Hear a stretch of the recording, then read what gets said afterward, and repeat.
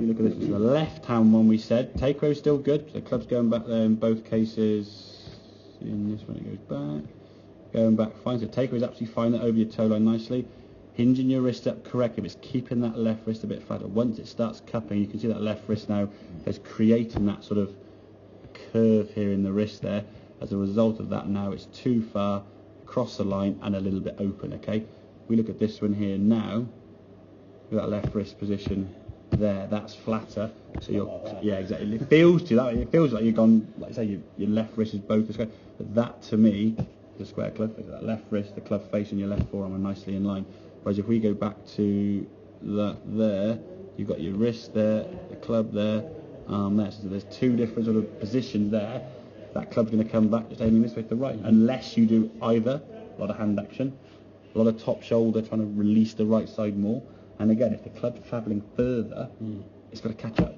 And you said yourself, it feels a bit quick, and you're trying to play catch up because the sync of the body and the arm swing and the club a bit hit and miss. Yeah. Okay, so if we can get that there now, it feels like you're really bowing the left wrist. The club doesn't travel anywhere near as far now.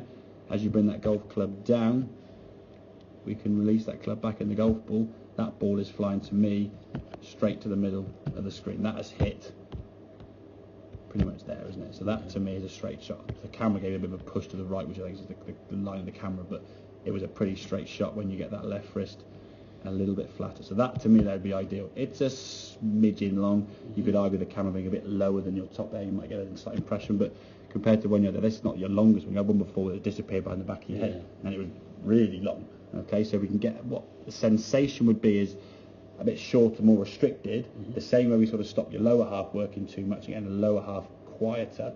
Okay, you felt no legs when legs were working. Now we're feeling almost no wrist and a flatter left wrist. They're still working the wrist, hinging you up correctly to great power, but that left wrist is staying flatter. And if that left wrist can stay flatter, we can come back to the golf ball. And that impact you felt different was kind of that sort of compression to the golf ball, which you probably had for a while, as opposed to that sort of scoopy, flicky, slappy kind of contact. But yeah, the good strikes you're going to get are going to be sort of just high drifty, catchy ones. Yeah. The ones that sort of go straight are a bit heely and sort of start a bit low left and get back to the fairway, or toey, hooky ones. Yeah. But not really good sort of compressed strikes. No sort of real zip on the golf ball, and the ball club a bit sort of high and a bit floaty. So get that left wrist flatter. We can come into the golf ball now. Again, good draw to practice that glove, as I said.